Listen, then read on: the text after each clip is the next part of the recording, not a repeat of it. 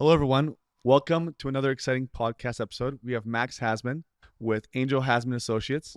Uh, you might have seen him on TikTok before with the beautiful mansions that they sell in West Van, downtown, I'm sure Point Grey, other parts of the Lower Mainland as well.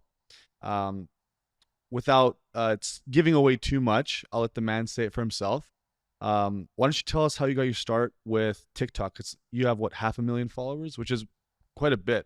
It's insane, yeah. A lot, yeah. So, when we get our kind of media marketing, everything kind of put together, everything I kind of did was always towards Instagram rather than TikTok. And then when TikTok kind of kept pushing, it's been a great outlet to kind of push to a bigger and bigger reach. So everything I made, for example, like a 15-second Instagram story, I kind of realized you can throw that on TikTok and may as well, if you're going to do something once, you may as well put it out there as well as an Instagram, a TikTok, and now you can do Reels, all that kind of thing. So I decided to give it a go when one of my friends was posting some of his listings on there. And then I realized, okay, we have beautiful houses, beautiful marketing, put a bit of trendy music, something that's going viral, and you can really get a lot of views and a lot of attention, a lot of traction on it. Did having all those views ever translate into an actual client, or did it more just build like A repertoire. a brand reputation for? So I've had like 4 listing appointments from TikTok alone. Sorry. And then I've had about probably another like 2-3 from Instagram, which has been great. Okay. But yeah, from TikTok I'd say 4 listing appointments, and then some of which I didn't kind of want to take because of pricing, whatever other reasons. But yeah, it's been really good at getting attraction, a lot of attention, a lot of like kind of news articles have picked up on a lot of them, which is great. And just kind of more, I think, brand recognition for myself and my brand and my like business and our brokerage, which has been really great. Do you feel like you can close deals better to say, hey, we're going to publicize all your listings and these platforms? Look, my Instagram or my TikTok has this many followers. You get so much more eyes on it than a traditional realtor. Yeah, so I mean, like with the new wave of marketing, as less and less people are using kind of print media, print this, print that. We still do quite a bit of it as well because it is what kind of the older generation still uses, who are buying more and more of the houses. But for the newer kind of generation, I feel like Instagram's the new virtual resume. It shows what you do, how well you do it, how you market, kind of what quality. You can tell from a realtor who has really good marketing and pretty subpar marketing pretty quickly just by going through their Instagram. So to me, that's really important to keep it up, keep up good quality, good content, good everything. And it shows who you are as a realtor, what you do, and how you can get them the best price for their home. So I've used Instagram for sure. That's in a lot of our marketing like proposals that we do when we go to a listing appointment is, hey, this is how we're going to push it. This is the gigantic reach we have on our Instagram accounts. And then for TikTok, I've kind of kept it a little bit more kind of on the down low because a lot of the older people think it's still like a younger generation thing. Yeah. But I personally think the way in which TikTok's going is it's just slowly going to get bigger and bigger. It might be the same thing as Instagram. So I think maybe over the next 2-3 years, there's going to be older realtors on TikTok, which I feel like I'm seeing more and more every week now. But they're going to get into it and they're going to start pushing their properties on there. But I have such a huge advantage because I started so early and I've like a humongous following on there now. So I'm not starting from scratch. I have a humongous following of people, which are mostly Vancouver people, which is pretty incredible for the amount of people on there. So I think people would be surprised to know that you manage your own TikTok account. Yeah. So all our social media I do all myself because we're really, really picky about stuff. Yeah. It's like other major kind of media accounts on Instagram and TikTok have taken our videos and put their own spin and editing. But we got to make sure it's professional and it's up to our seller standards and it still looks good. We don't want silly music on it. Anything that could be an embarrassment to our brand and our presentation of our listings would be a nightmare. So I do it all. I kind of enjoy doing it all. I know some film companies can do it and they would take like an hour to do it. I've done it so many times. I can do it in like 10-15 minutes flat. Yeah. I spend more time trying to find a song than I'm the exact same way. The song is the hardest thing because you wait for that drop, right? You wait for it. You can try to edit it, but it's never perfect. Yeah. She'll be like sitting on the couch with no headphones in, music volume full, repeating like 60 times. I'm like sitting here trying to work. And I'm like, dude, just put on AirPods or something. Like I get it. You're trying to make a reel, but this is too much. Have you seen what's his name? That Agent Kelly? Yeah, no, he's great. He's killing it. Yeah, he's killing it, and I think obviously he's a much different demographic because he's more of a Fraser Valley, like your typical like $7 to $1 million home. Yeah, but yeah, he gets a lot of business Huge business from on there. TikTok. Yeah. He puts his face on it. He's pretty straightforward. He spits facts. And he just talks. He talks. he'll He just tells people turn the it on. truth. There's no sugarcoating nothing. He tells Yeah. everyone what he thinks, what he believes, why he thinks it, why he believes. The comments can say this and that, this and that. He's speaking from the heart. He's telling people what he genuinely believes. Yeah. And I think that's great. And he backs it up. He's killing it out there. He's doing really well. Yeah. People trust him because there's no just so straightforward. just Yeah. straight Do you up. think people recognize you on the street based on your videos? So I've had like 3 or 4 instances where people are like, "Oh, I know you from TikTok," Yeah. or "I've seen this penthouse from TikTok." Like Right. a kid said that to me when his parents were looking at it. Yeah. And I was like, "Okay, that's kind of a That's strange crazy. thing So to say." the kid showed his parents, "Hey, you guys should buy this." So he said he'd seen it on TikTok, but we had another condo listing where we were trying to sell it for a couple months, and they came back for a second showing because their daughter showed them the video That's that I funny. posted on there. But that was probably like a year ago when it was like really kind of going. Yeah. But yeah, the mother on the elevator said to me, great video. My daughter just showed it to me. Another agent said, "Oh, posting on TikTok, children are looking at it." Yeah. But now he's Wow. posting on TikTok. I love that. Yeah. all that I time love later. that. So it's kind of a thing. It's a free outlet to really put exposure out. I always there. say it's yeah. free marketing. You have It's all those free. people that are paying thousands and thousands of dollars to put on bus ads Yeah. and other, platforms, which is great. You can still do that. Yeah. But why would you not use the most accessible free platform there is, social media, right? Yeah. Especially the way they're like pushing like new creators. Yeah. So if you're on Instagram, you don't have a lot of following, you're on TikTok, you don't have a following, they're really pushing for new people to step up. They don't really want people who've been around forever and have huge followings doing their thing. They want new people to blow up and be successful and do their Yeah. thing. So especially if you have great content and you really know how to market yourself, there's a huge opportunity for a lot of people. I think people always think too that you need to spend thousands of dollars on crazy marketing. No. Just start with the most. You have a camera, you have your face, just go with it. Exactly. And over time, you can spend a little bit more money on marketing and videography and tuning and stuff. But start somewhere and see where that takes you. Yeah, Okay. and consistency is so important. That's on a lot of everything. these things. But I think especially with real estate is marketing to us is really, really important. That's like probably the main core of where success comes from. Everything, videography, photography, everything. We've all about trying to get the most exposure for our clients. So some of our properties just kind of blow up on social media, and then everyone knows about them or hears about them. The Daily Hive, Narcity, all them pick up on it as well. So we kind of really push.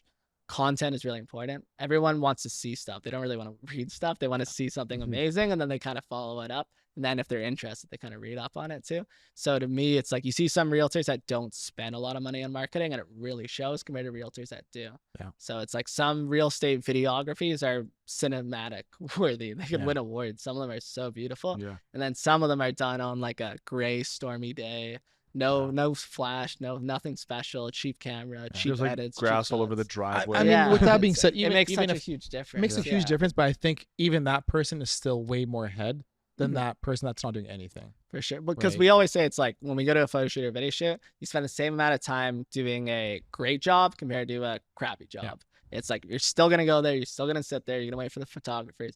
You may as well go there and bring some candles, some Vive Clique for the table, put some pizzazz into it, make sure the photographer's got the right angles. So when you get it done, you're not asking why was it there and not there. Yeah. You may as well stand there and put the 100% effort into it, then wait 4 or 5 days to get them back. And you're like, okay, whatever. Definitely. So we spent a lot of time. We're pretty like fastidious about Hands-on. making Love sure it. everything Yeah. is just what we want. Cause like it's our own fault if we don't at the end of the day. Yeah. Everything falls, like, as a business owner, as a real estate agent, everything that can possibly go wrong at the end of the day falls back on you somehow. Yeah. Like, Even if you blame someone else, it's still your brand that's going to be affected. Yeah, Unfortunately. 100%. And reputation's everything. So it's like Such our a small family's town like been Vancouver, too. huge in Vancouver for real estate for the last 40 years. And that's fully on reputation. It's you have to do an amazing job and keep that center level to keep getting incredible listings, incredible clients and all that. If you do a bad job and they tell their friends and their family, you're not going to get referrals or future business. You got to make sure you are keeping everyone happy and giving them the full concierge service from start to finish. And talking about reputation, I think you probably had to hold a very, very, very high, uphold a very high reputation, right? Yeah, for so sure. obviously your dad is one of the most famous realtors of Vancouver, right? And I think a lot of people, even my friends that are realtors, really look up to Malcolm. So how was like did having him as a father impact you in any way of your career choice and how you do business now? Yeah, so I mean, we have a really great relationship. We've never fought, which is kind of crazy. Most Right. parents And you guys joke. work together Yeah, we work constantly. together. We're hands on every day.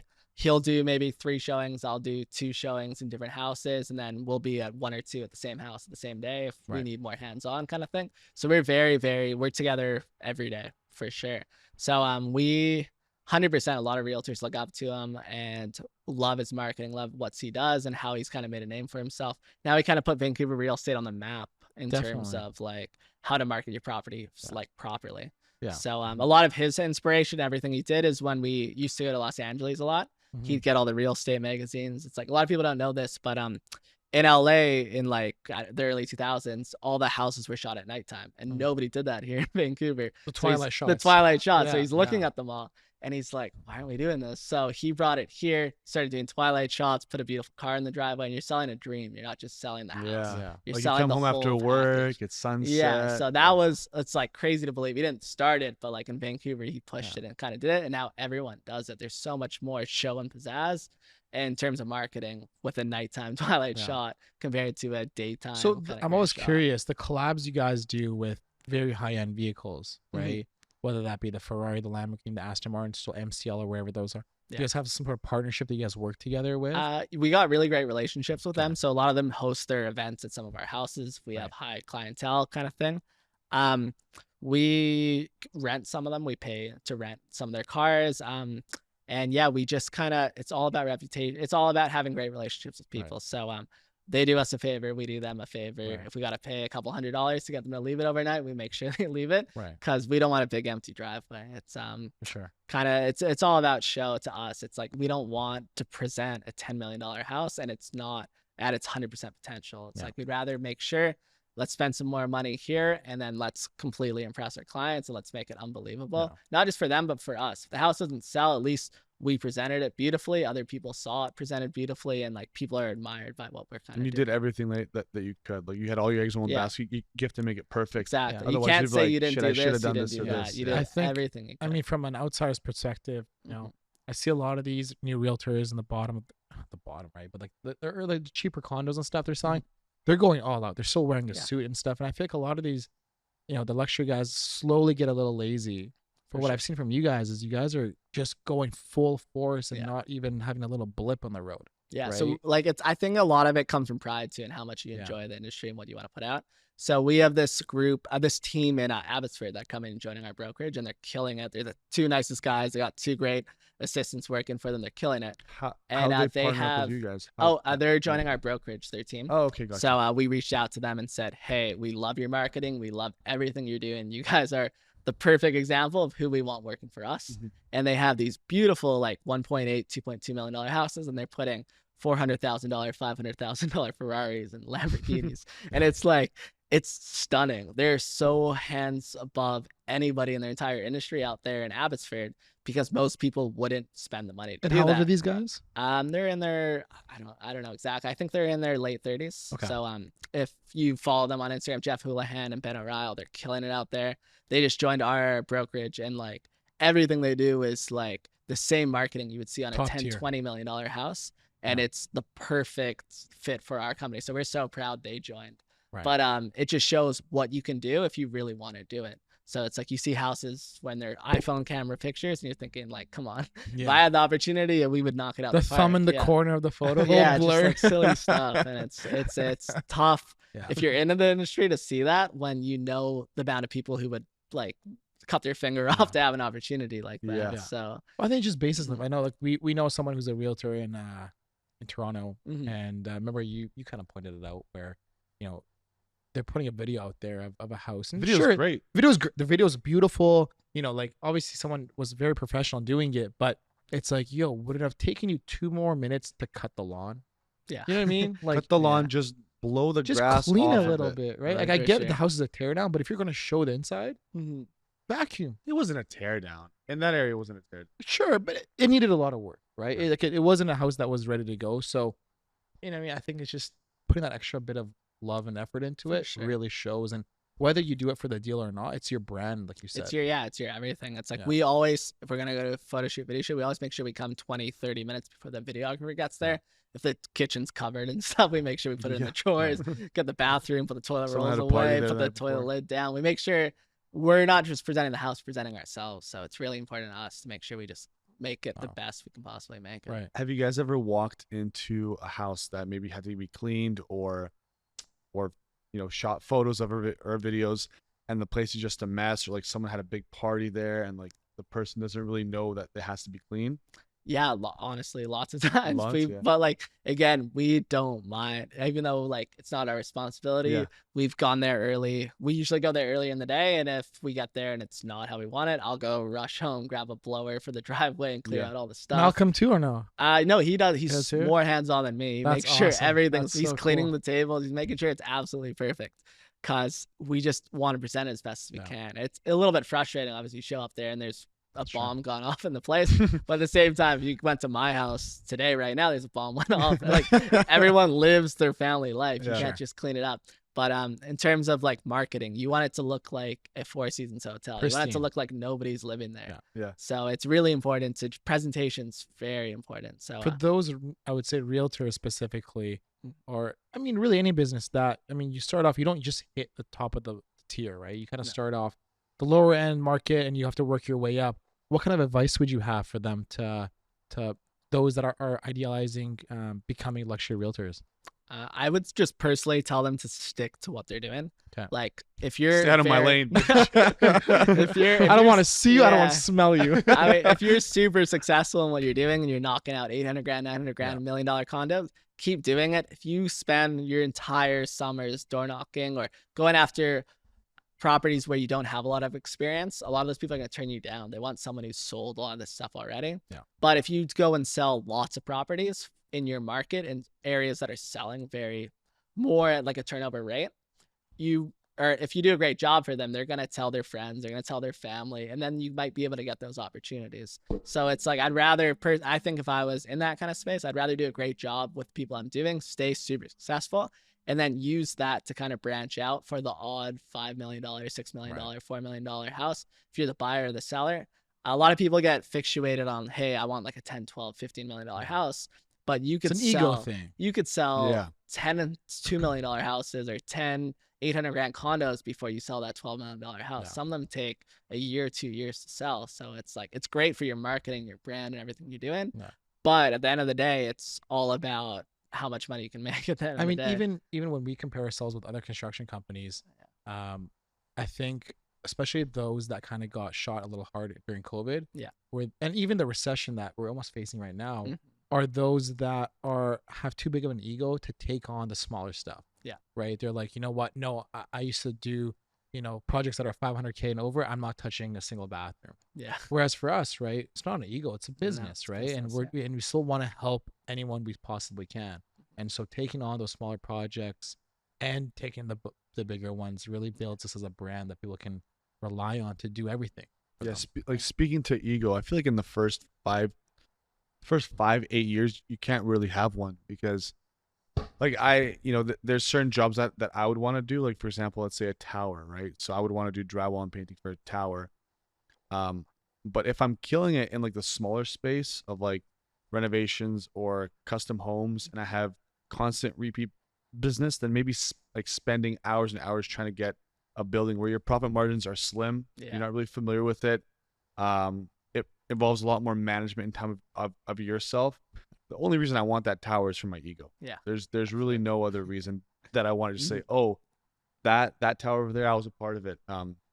It's kind of like something that we've been discussing the past while. Like you make a great living off of doing, extensions, bathrooms, full home renos. Yeah. Do you really want to get into, the space of building custom homes? I don't know. Right. No, I mean, there's pros and cons of everything. I always say bigger projects kind of help put you on the map, kind of. Absolutely. Whereas the smaller project kind of pay the bill, Yeah. to pay the bills. But again, it's if you can have fun and get to know your clients at all the levels. Yeah. Right. Because that client that you're renovating their little dinky bathroom might have friends that want to build a $2 million house, right? Yeah. Or whatever that is. So It's just showing the same amount of effort and ethics to everyone. Yeah, no, because like we're the same thing. It's like everyone thinks we just do luxury. It's like we did multiple houses last year. We sold a condo for $507,000. We did 700, 800 grand, $1 million. We didn't just do the 15, 20, 25 million houses. We did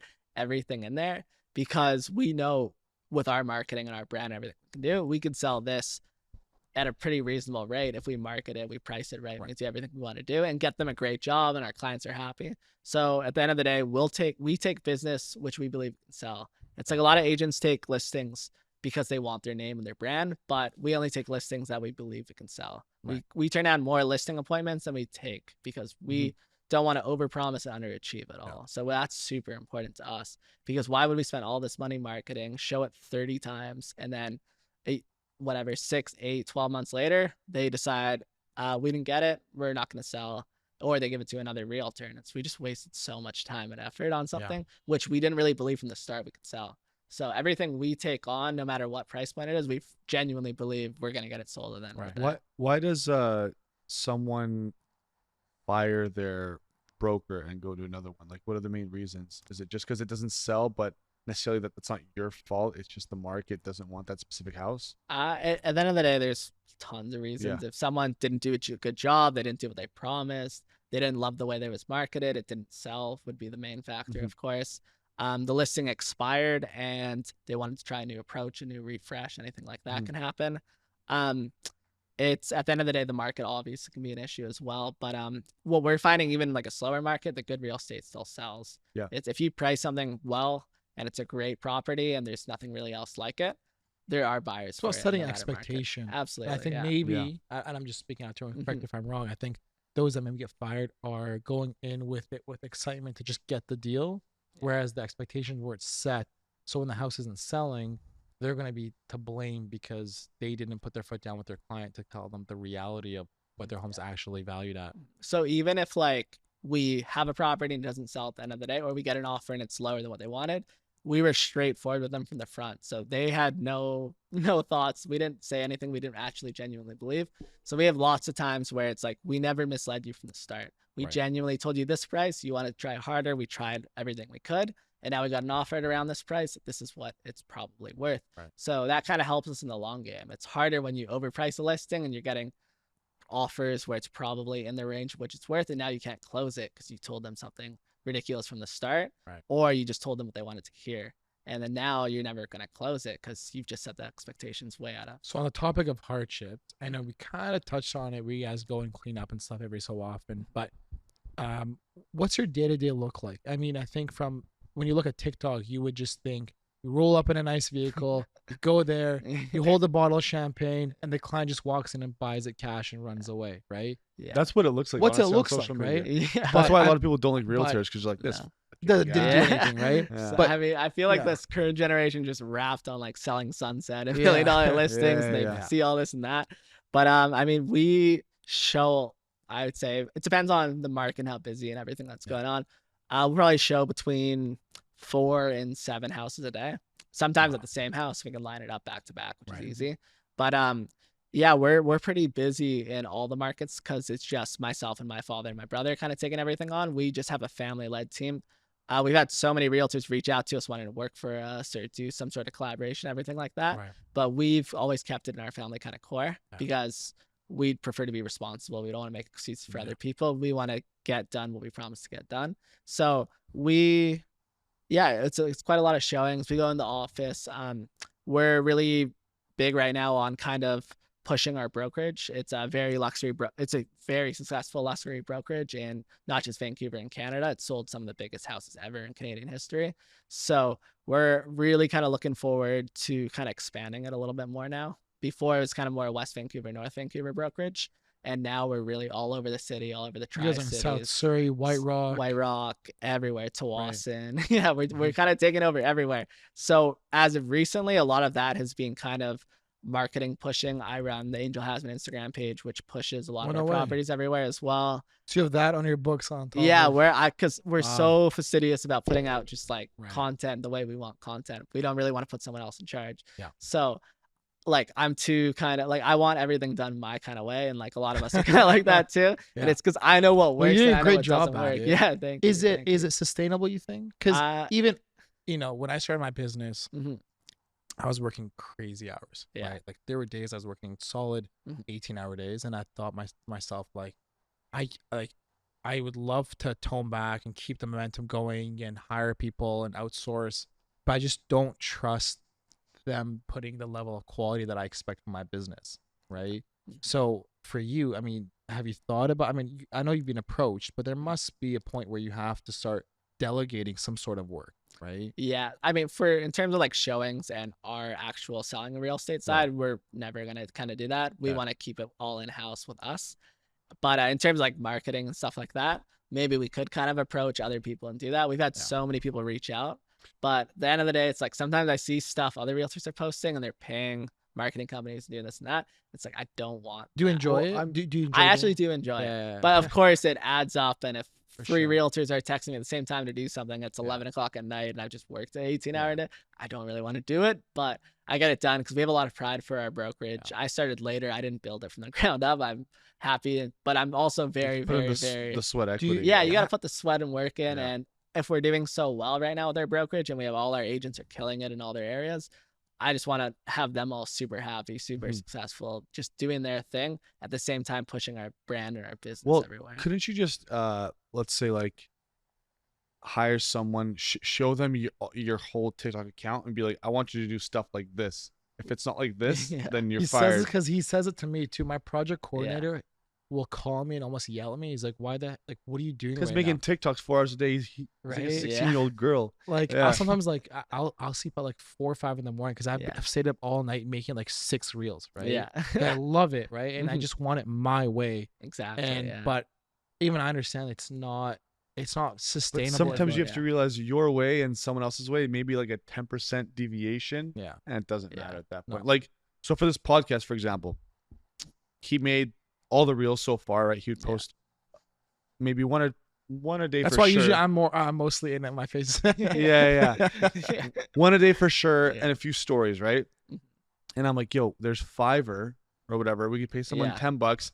The guy's resume is literally making all the reels that you want to make, but you don't know how to add all the subtitles that like the trendy TikTok ones have, right?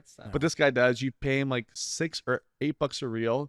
He makes them like that, and you never have to worry about it. Like, why don't you if just I could get him to come sit beside me and that, do it, but that's such like an old person mentality. I get it, but the thing is, like you said, right? It's like it's your brand. I want it fine tuned. But Murdad, he's not gonna post it without your permission. Yeah, I guess so. You can just say no, I don't want it. He's not gonna post it. Like like if he was beside you, you're gonna hit him.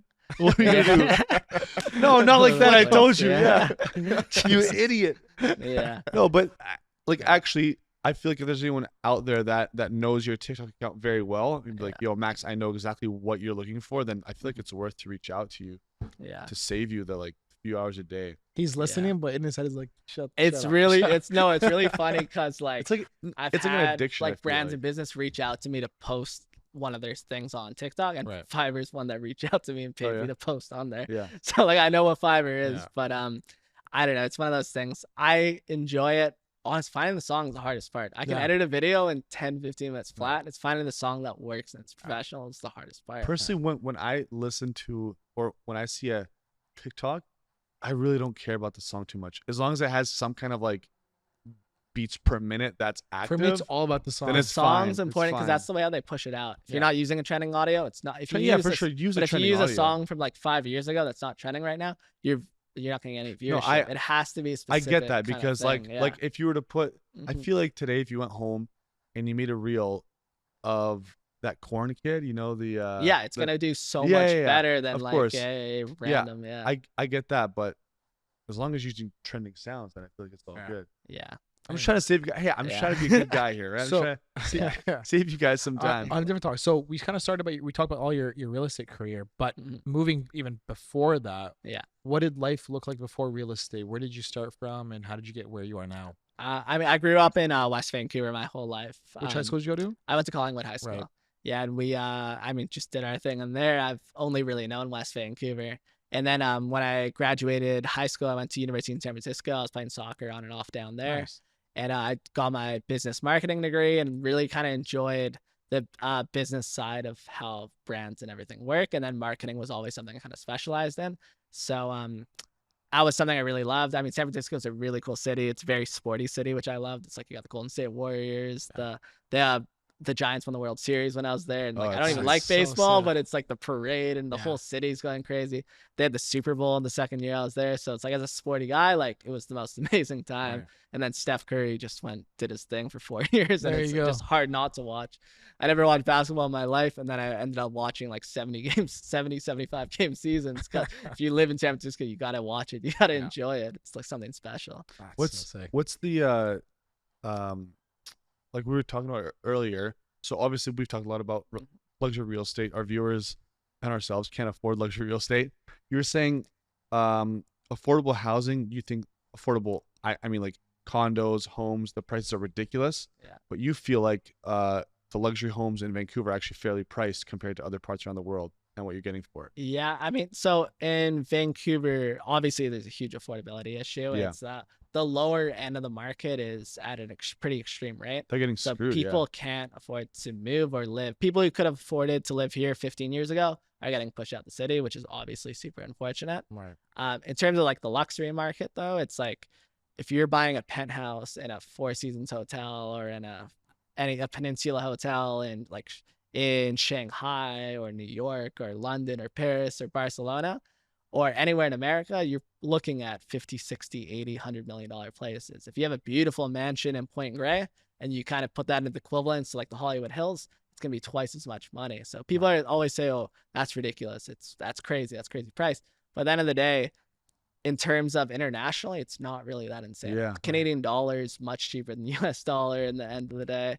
And like, I mean, you're living in one of the most beautiful cities in the world. People love to hate on Vancouver that can't afford to live in Vancouver, which is unfortunate. It's like anyone who can absolutely loves it, raves about it, doesn't say anything negative about it at all. But the issue is unaffordability makes it such a negative on everything. It plays effect. Definitely. So do you see, like, for example, what's that street when you're driving down West Georgia? It's that viaduct, is it? Where it's just like it's where it's literally just like a stretch of highway when you just leave downtown. It's a bridge, basically by the viaduct. Yeah. I think like what was it, like 60 or 70 years ago, that was supposed to be a highway that stretches from there all the way to Highway 1, but obviously that never happened. So there's a stupid stretch of highway, and they want to tear that down, build a bunch of high rises eventually. Do you see like in the next, say, 10 years, Vancouver being a world-renowned city? Having those crazy like personally, for example, I feel like it already is. It's really? Like, I mean, in terms of Canada, there's really only Montreal is beautiful, but it really is Toronto and Vancouver. Yeah, those are the two key hubs. And it's like America's got a lot of stuff going on. The rest of the world has a lot of stuff going on. So we're like, the way in which we see it too is there's becoming less and less beautiful cities in the world to raise your family and enjoy your business kind of in a more safe, kind of balanced way nowadays. It's like you look in Paris and it's like they have lots of kidnappings, murders, all this crimes, stuff going on. You look at Barcelona, I follow soccer, Aubameyang just got his jaw broken into over nothing. And it's LA's like, crazy. LA's out of control. America's got its politics issues everywhere. Yeah. And it's like, okay, you move to Vancouver and it's like, it rains 9 months a year. Yeah, Vancouver is starting. It is definitely. I think the whole world is starting to become more and more like that. But we have people looking at houses from the US and they're taking their kids out of school in America because they don't feel comfortable sending them to school in America. There's every week you're seeing something like that. So you can hate and say Vancouver is this, Vancouver is that, but there's a lot of problems happening everywhere in the world, which are, in my opinion, much more extreme than stuff Vancouver is kind of struggling with right now. It's like, I couldn't imagine sending your kid to a school in America, and Europe's got all its stuff going on and all the politics around it too. But obviously Vancouver, there's ways to improve it and ways to kind of also like Vancouver is such a small city. Like there's so much for it to grow. Everyone knows everyone. Yeah. Really. Like you don't some way. You don't get that in LA. The population of California is 35 million. The population of Canada is 35 million. Yeah. It's like 1 in 1. So Vancouver's tiny. So for a small city, we have like the equivalent crime that we would have, let's say, if this was LA. Yeah. or New York. Exactly. Yeah, So but like people just kind of freak out a little bit when someone gets it's because mugged. we've been grown to never see that. Yeah. Like in the last 5-6 years, like I've never. A lot of people don't alarm their houses in Vancouver. It's Yeah. like it's Like, crazy. I used to keep People my no back one door don't even open lock their forever. doors. Yeah, a lot people of don't them, lock right? their doors. Yeah. They're too scared. They set the alarm off and get fined by the police. It's Yeah. like people genuinely feel very, very safe here. And of course, when there are attacks in Yaletown, whatever's going on, it freaks people out because they're not used to that. It's not what we've been grown accustomed to over the years.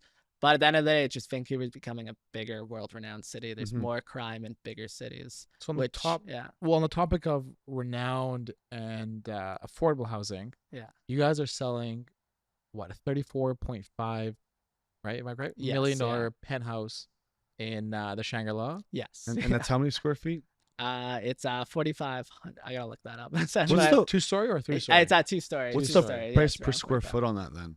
4,500. I didn't write It's that more than down. 1,000. You did me a little It's something more than $1,000 a square foot. That's That's like crazy. I mean, I've seen photos, and I know a bunch of the realtors in your brokerage, and you guys had some sort of big event recently there. We just kind of showcased it to some of the kind of VIP realtors we wanted to see it. So it wasn't just our office. We had about another 15, 20 just top agents in the city to come preview it. Even if they don't have buyers right now, they might have somebody coming into town. Who knows? Yeah, sure. And even if it's not on the market, then they will be able to show them, hey, this is what is available. And it's pretty spectacular properties. So it's like, it really is the most prestigious penthouse in the city. It's one of a kind. You've seen photos of it, eh? Yeah. I have. Oh yeah, It's got a 42-foot pool pool across. It's like going into a Beverly Hills Peninsula Four Seasons rooftop pool. It's crazy. It's honestly, it's phenomenal. Unimaginable. It's jaw dropping. It's really something of its kind. What's your favorite? Do you have a favorite future development in downtown? Like, have you? Or is there? Do you have like a favorite building in Vancouver? I mean, honestly, I love all the architecture everyone's doing. I feel like that is a really kind of cool thing. Nobody's building boxes anymore. People are building really really unique but the thing properties. Aren't they all like luxury though? Like, yeah, they are. Like, if they build a a box now, most people can afford it that want to buy like a $700,000 or $800,000 condo. But what they're building, like this one over here with Kengo Kuma, that one's not cheap. It's like minimum like three grand a square foot, I think, on average. It's big money. I'm not 100% sure on the prices, but it's gonna be incredible.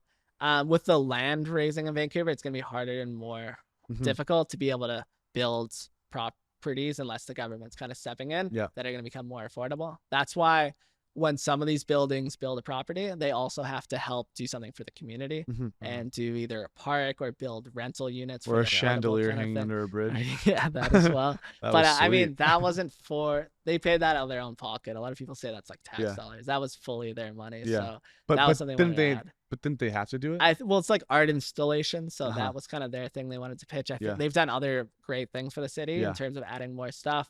I think it's there's another one in Yaletown where they helped finance that whole kind of park that's really incredible down there. That was nice. Yeah. So it's one of those things, if they want to build something spectacular, they got to add a bit more to the community as well. That was West Bank, right? The chandelier was West Bank. I think the park was 8X building in Yaletown. Yeah. So now some more fun questions here. So what was your favorite course? I've been having fun. Oh no, it's all been fun. It's all been fun. But some quick questions here. What was your favorite course in high school? Oh, in high school. That's a tough. Honestly, I didn't really love any of the courses in high school. As soon as I went to university, I loved, because you're kind of more into what you're kind of into. So the business side of everything was great. In high school, if you didn't have one, what was your favorite? What was your favorite course in university? I'd say in university was all the marketing, because I was in San Francisco, so we were so well connected. We were like 15 minutes out of the city, so everything we did, all the pitches, all the speeches, everything we did, we had people who worked at Google and Apple and Fitbit. So we had a project. It was called the Capstone Project, which is kind of like your full final year project, where you spend about 6-7 months creating something really incredible that you want to go and pitch as like it's like a competition at the end of the year. So there was, I think 500 students, and there was teams of 4. So there was 115, 120 teams, something like that. And we all had to pitch an idea for Fitbit and like create a product, something that would do it. And my group was in the top 2. So we got to go to Fitbit's headquarters and pitch it and do it all. It's really kind of cool to see something like a tech startup company that's just killing it out there. That was kind of before the Nike watch was doing its thing. So Fitbit was really like the leader in that whole industry. And you're speaking to people that are in that kind of field of, hey, we're looking for new ideas. This is what we're Right. thinking. And if you pitch the idea, they're saying, oh, well, this company you've never even heard of is actually in like the stage of kind of getting it all processed and releasing it. So it's pretty interesting to be in like a tech global hub and then seeing what these guys are kind of doing. That's so sick. It's such a different landscape in the States. Yeah, it's a different level. It's a Like whole for different schooling, beast. Yeah. 10 times the population of Canada. Yeah. Like, So I have to bring it up. So you said you have a girlfriend. Yeah. And you met her how? Oh yeah, no. So when we were kind of when I was doing my thing on TikTok and blowing up our business and whatever we were doing, that spare 2 minutes you had. The spare 2 minutes. Yeah, no, I saw her on there. We kind of got in contact through that. She runs business marketing for a couple big companies in Vancouver, so it's great because we always bounce ideas off each other, so it works out perfect. But yeah, it's crazy the world social media can kind of give you. I saw her on there. I loved what she was doing. Her content's amazing too on there. She's killing it in her whole field. And yeah, it's crazy how just social media can connect people over anything now. Goes down in the DMs. Yeah. Yes, it does. But I think that's so interesting. Right? Yeah. Like you can, if you can find someone that is at least interested in your world and how you guys can really collaborate and really better each other. Yeah, it's such a special thing. it's like because I saw her stuff and she posted really kind of cool content. You know, when you're looking for songs on TikTok, I always was stealing her songs because they were always viral, they were trending, and they were doing well. And then her videos were also really cool, the way she edits everything and really kind of really dark kind of thing. It just really was super impressive. I liked it. I started doing it on my kind of stuff, and then we just got into contact, and then it's pretty crazy how the world works. The rest is history. Yeah, exactly. Love that. Do you have any just as we kind of wrap up here, any kind of like, what's your favorite moment from working selling real estate? It could be either really dark or it could be really kind of like eye-opening. Do you have any kind of one moment that stands out to you? I'm thinking because have you had like any like crazy clients or like some like I don't maybe it's like a really cool client, maybe you can't talk about it. Right? So we have lots of that. The issue is like privacy is so strict on the real estate board in Vancouver, so you really gotta watch what you say on everything. Don't worry, no one's gonna watch this. Yeah, I know. I think one of the coolest moments to me was I got a phone call one day. This lady had seen my Instagram page while we were marketing what we had just sold. And I was able to list her $9 million apartment in Cole Harbor, which was really cool to show everything I've kind of built on social media has like a return, a payoff. It's like you can spend 200, 300 hours over the last 3 years on it. And then one great listing and one great sale pays up for it 10 times full. Yeah. So that was really cool. It's a beautiful place. She's an amazing client and like just someone I have a great relationship with. And it's pretty crazy just like how you can really kind of blow up your business and how to push it and how like hard work pays off at the end of the day. So we haven't sold it yet. We're working on it, but it's got great activity. It's a beautiful unit and we're going to get it done at some point. So you guys heard it here first. You kids heard it here first. Get on TikTok, get on Instagram. Just do it. Go for it. Yeah. If Gary Vee hasn't told you enough, then here we are telling you. Yeah. So, I mean, eventually I'm assuming you're going to take over the business, right? What does the brokerage look like for you in the next 10 years? So, I mean, we've always been like a boutique brokerage. We don't want 500, 600 agents. We don't want to be agents that aren't kind of what we want presented of our brand. So we're very picky. We turn down lots of agents every year. We want clean cut. We want someone we're very proud to have at our company. How many do you have now? So we have about 85 agents right now. Oh, shit. Which is Why very does it seem like there's small. way more? Because we kind I thought there was going to be like 10. But like very like just hyper. No, there seems like a lot. But I think there's quite a few. So they're all so professional that exactly. So I'd say there's 85 agents, about 45 really active in the industry. Yeah. Everyone just kills it really in that kind of space. Obviously, I don't think my dad's ever gonna step down. I think he can be 70, 80 in a wheelchair, and he's still gonna be kind of doing what he wants to be doing because he's very hands-on like that, which is great because it's always gonna be that family kind of business background. I think we're just going to try and just present our brand and brokerage to the highest level of real estate, the highest level of marketing throughout the city and just kind of the province too. We might kind of expand inwards a little bit, expand outwards a little bit, see what we can kind of do. But it's really exciting right now because I think we were doing a listing appointment about a couple months ago and we ran the stats, and just in Vancouver, the 16 of the 21 sales that were over 12.5 million in Vancouver over the last 2 years were all done by Angell Hasman agents. Crazy. So that Wow. speaks about our dominance in the industry and how much our agents are just killing in what they do. I think there's been a couple more sales, so that stat's going to be outskewed by now, but it's really just kind of shows like how we don't want the most amount of agents, but we want the most successful agents. We don't want people that are going to use us without getting something back. We want to be the highest level of head. We're like the MV of the industry is how we want to kind of be presented. So it's pretty exciting. We got lots of stuff going on. There's lots of stuff in the works. And yeah, we're enjoying it a lot. It's a good time. Well, I had a question. Do you have one? Yeah. No. Who do you look up to? So a lot of what I kind of see is real estate, like in terms of real estate, is just who do you look like? Who like we could be a couple people, yeah. but day to day, like who are your idols? Who do you like look up to that give you inspiration? Yeah, that's a good question.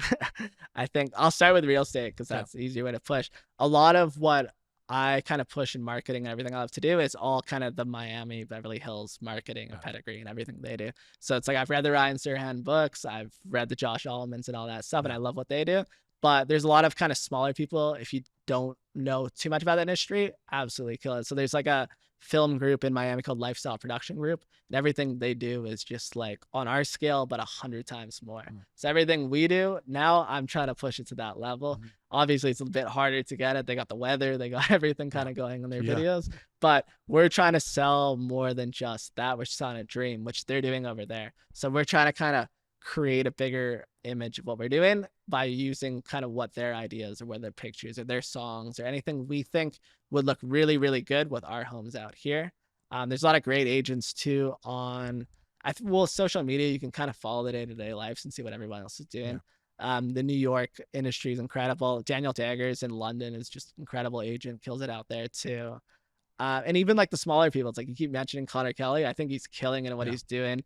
A lot of people can say whatever they want in the comments, but a lot of people are taking notes too. He's dominating. He's going to do really, Everyone really, loves really to well. show people. Yeah, right? exactly. And it's there's lots of different people where they're just doing what they're doing, and if you're doing it well and you're presenting it well and you are doing it in a way in which people like it, it's great right now. Yeah, I think that in terms of real estate, that's how I'd probably speak on it. And then like outside of real estate, it's like, I don't know, I'm a huge like fan of soccer. I played soccer my whole life, so it's like that whole generation of like Ronaldinho and Drogba and Lampard, all those guys have always been like, I love reading autobiographies of all these people. So even though it's not in real estate, reading about hard work and like what Beckham and all those guys had to go through is a lot of stuff you can translate into your everyday life as well.